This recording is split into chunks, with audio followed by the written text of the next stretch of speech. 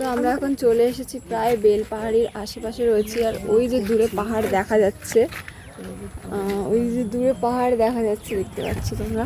আর আজকে আমি দিদি তারপর রূপা দিদি সবাই রেড কালারের ড্রেস পরেছি।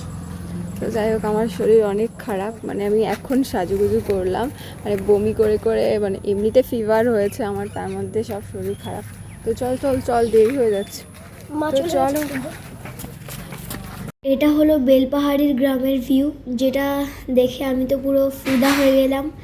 এত সুন্দর জঙ্গল, বন, জমি দেখে তো আমার খুবই ভালো লাগলো। তাই জন্য দিদিকে বললাম একটু ভিডিও করতে, তাই দিদি ভিডিওটা করলো, তোমরা দেখতেই পাচ্ছ।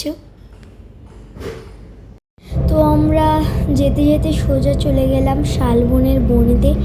এই শালবনের বনের যে পাতা, এই শাল গাছের যে পাতা, এই পাতা দিয়ে তো আমরা সবাই নিশ্চয়ই ফুচকা খেয়েছো।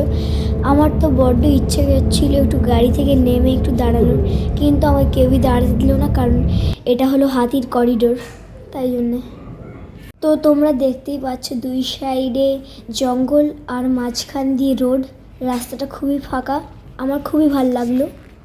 এইখানে আমরা অল্প টিফিন করার জন্য নেমেছিলাম একটা কচুরি দোকানে।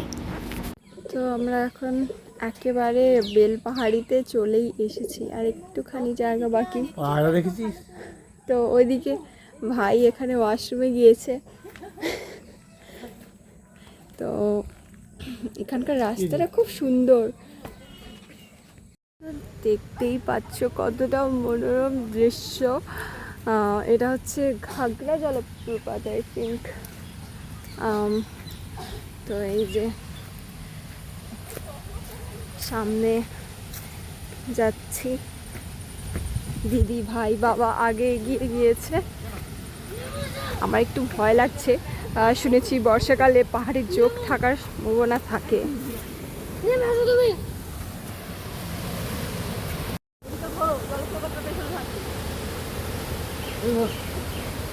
তো এই যে দেখতে পাচ্ছ সামনে থেকে একেবারে ভিউটা অসাধারণ লাগছে। অনেকদিন বাদে আবার ঝর্ণা দেখলাম, মানে হঠাৎ করে প্ল্যান হলে তবেই আমাদের বাড়ি থেকে বেরোনো যায়, আগে থেকে প্ল্যান হলে তো বেরোনো যায় না। এই হলো দিদি আর এই হলো ভাই, তখন থেকে শুধু ঝগড়া করছে ভাই।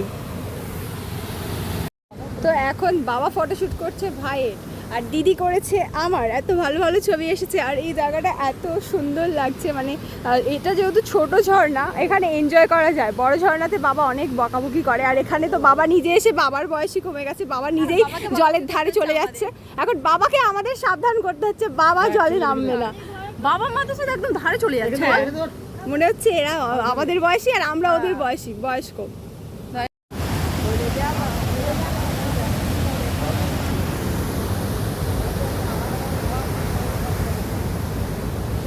তো আমি এখন যাচ্ছি, দেখি ওইদিকে আরও অনেক সুন্দর সুন্দর জায়গা রয়েছে, ওখানে গিয়ে আমায় ছবি তুলতে হবে।